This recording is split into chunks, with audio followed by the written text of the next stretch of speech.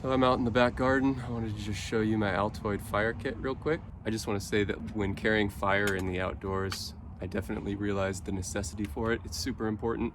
It can keep you alive and keep you dry and keep you warm. You can use it for signaling, you can use it for sterilization, you can use it to boil water.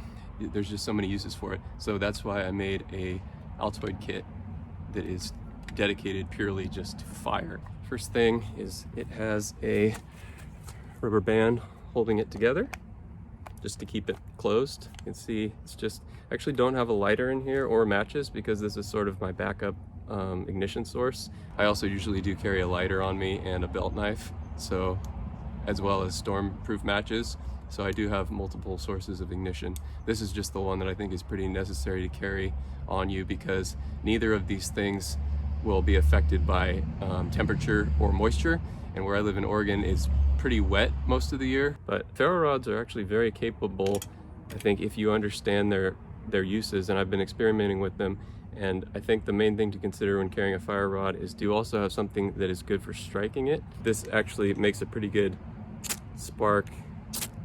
It's nice too to have a little knife because you can make little shavings. You can feather stick with this. It's nothing fancy as far as a knife, but it is pretty nice to have, considering if you had this kit on you and no knife, if you lost your belt knife or something, you would still be able to make at least little, little shavings of wood.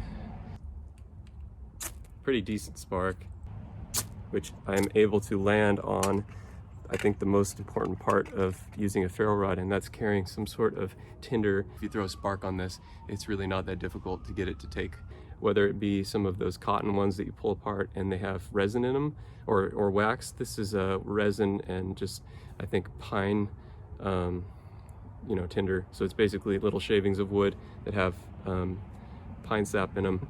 This doesn't matter if it gets wet. This doesn't matter if it gets wet. It's not like matches or a lighter that can get moisture in there and then fail.